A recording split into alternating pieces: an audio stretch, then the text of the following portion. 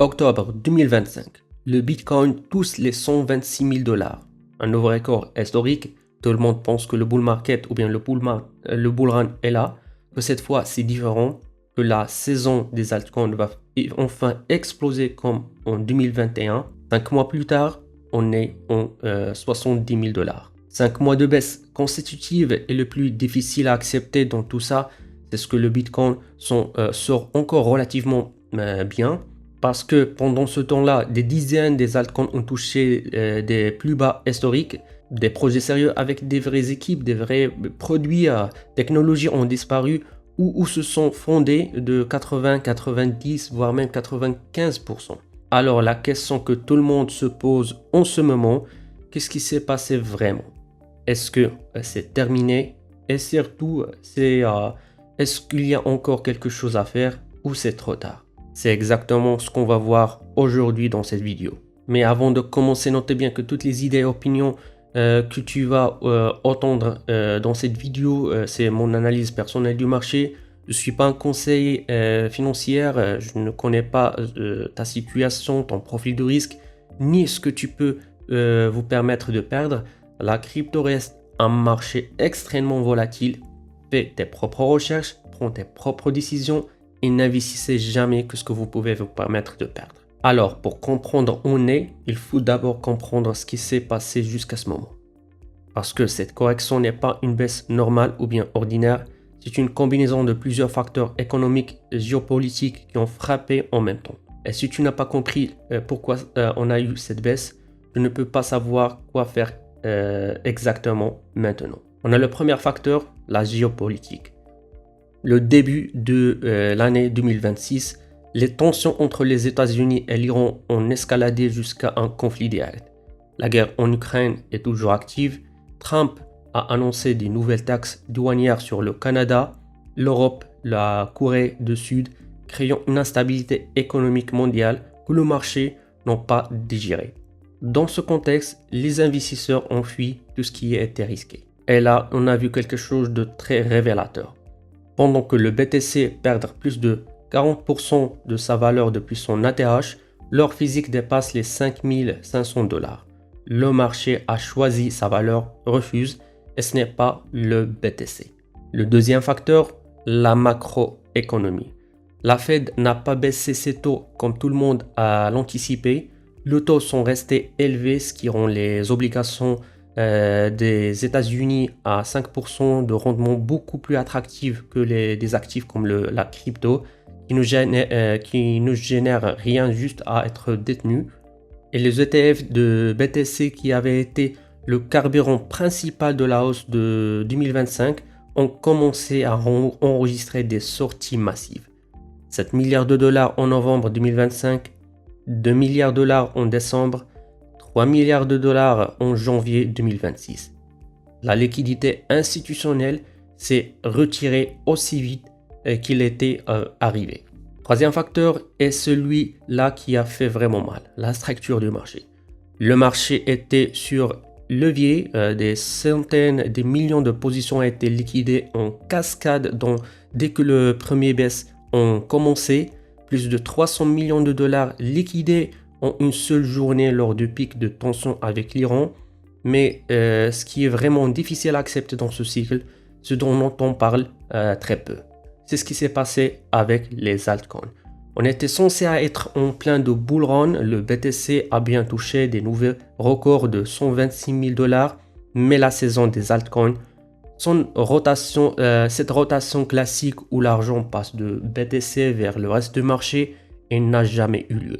Pour la première fois dans l'histoire des cryptos ou bien des cycles crypto, elle ne s'est pas produite. La dominance de BTC est restée bloquée entre 58 et 65% pendant toute une durée du cycle. L'argent n'a pas vraiment bougé. Le résultat brutal, Cardano en moins de 70% depuis janvier 2025, Arbitrum à moins de 96% de son ATH. Et on ne parle pas des projets scam, on parle des projets avec des vraies équipes, des vrais produits, technologies, des millions d'utilisateurs. Aujourd'hui, il existe à peu près de 42 millions de tokens en circulation sur les marchés.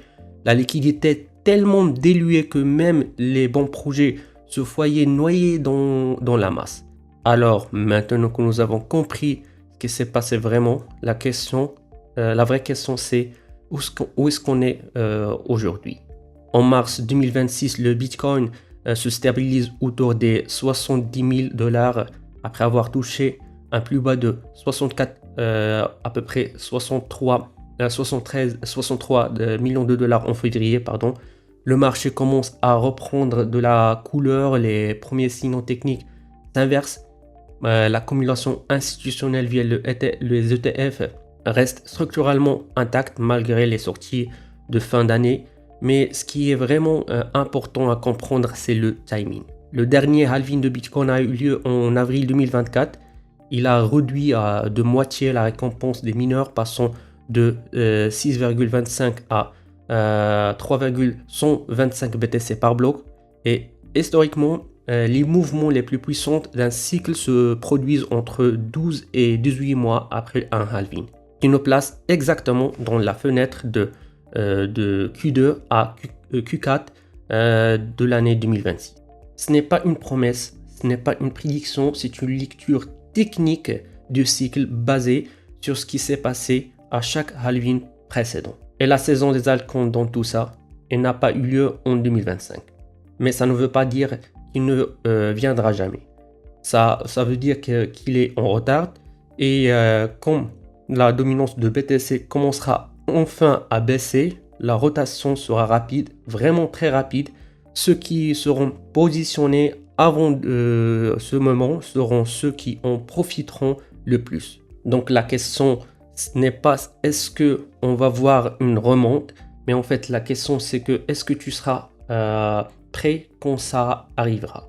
Et c'est là que l'outil que vous utilisez change.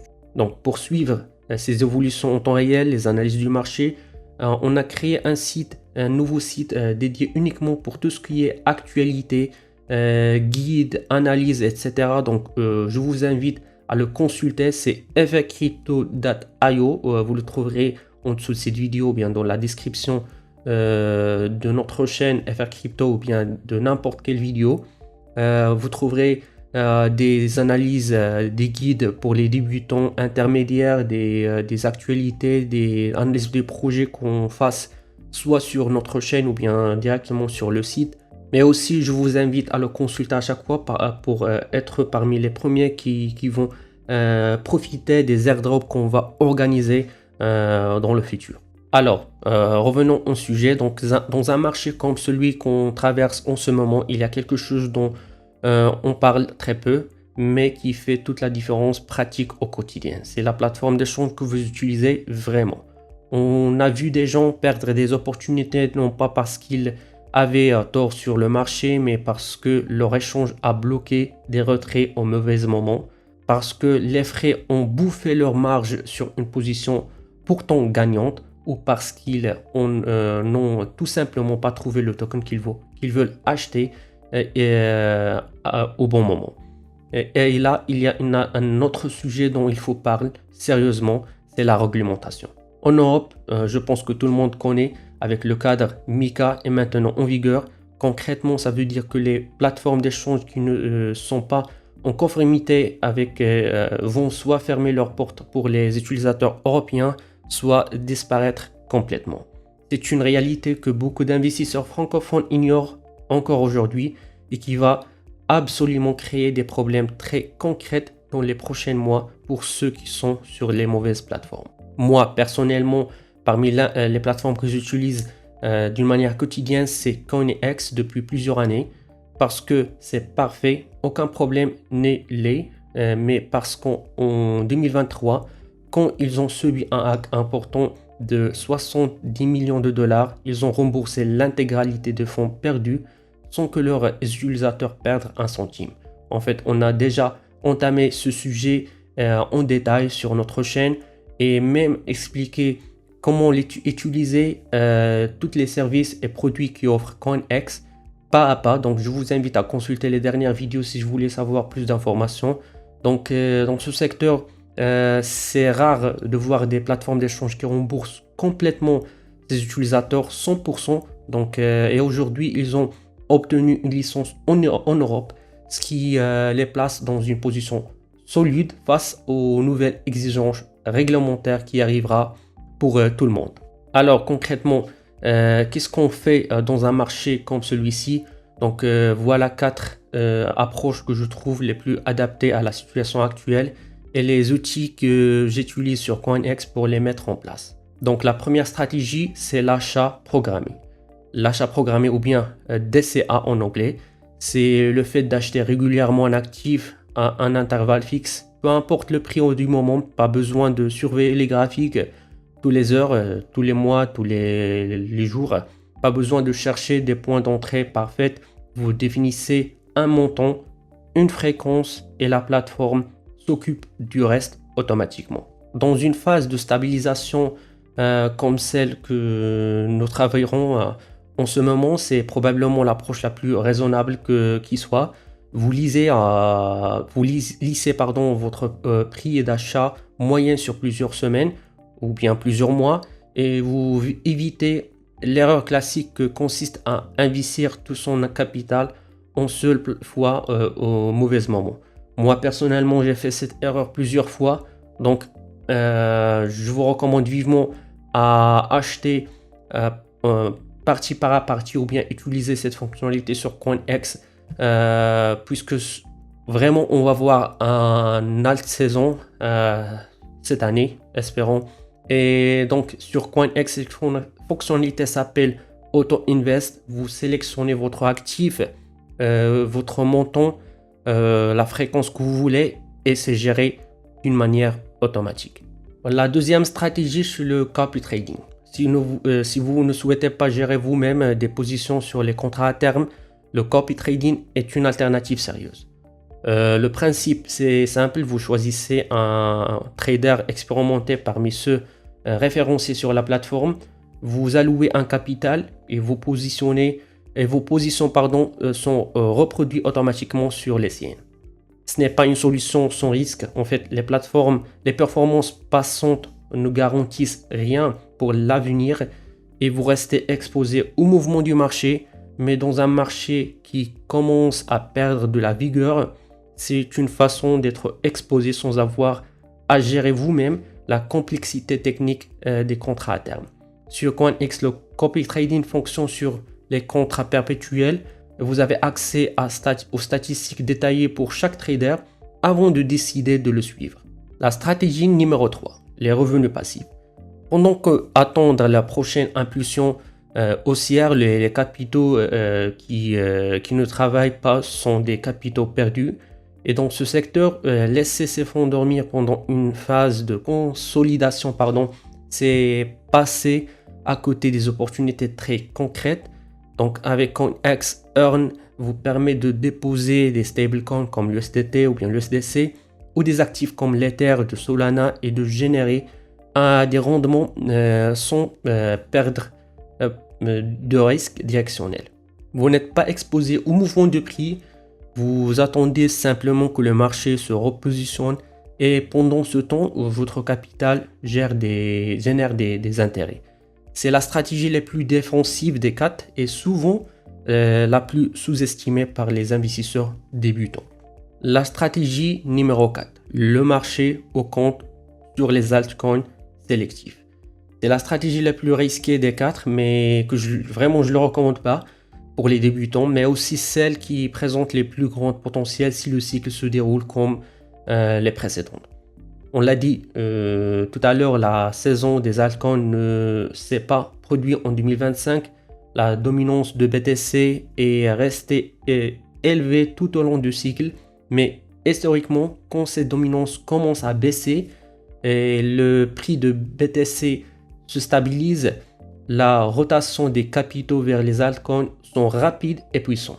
Les projets avec des véritables fondamentaux, des utilités réelles, une adoption croissante, ceux qui performant le mieux dans ces phases de rotation. La sélectivité est la clé. On ne parle pas d'acheter à n'importe quel token. avec une belle présentation. On parle des projets avec une activité réelle sur la blockchain, un volume d'utilisateurs en hausse, une vraie valeur ajoutée sur les utilisateurs. Donc CoinEx donne accès à plus de 1200 crypto-monnaies, dont beaucoup qui ne sont pas disponibles sur les grandes plateformes d'échange, et ce qui vous permet de vous positionner tôt sur des projets encore en dehors de radar des investisseurs institutionnels. Donc ce marché a été vraiment difficile. 5 mois de baisse, c'est pas facile, des projets qui ont disparu, des investisseurs qui ont tout perdu sur des altcoins qui ne reviendront jamais à leur ancien niveau. Ce n'est pas une opinion, c'est ce qui s'est passé vraiment. Mais les cycles crypto ont toujours fonctionné de la même façon. Les phases de correction les plus douloureuses ont toujours précédé les reprises les plus puissantes. Ce qui change d'un cycle à l'autre, ce n'est pas la structure du marché, c'est la préparation de ceux qui ont participé. Ceux qui comprennent les cycles, qui choisissent les bons outils, qui restent disciplinés quand tout le monde panique, ce sont ceux qui resteront gagnants de ces phases. Toujours investissez uniquement ce que vous pouvez vous permettre de perdre.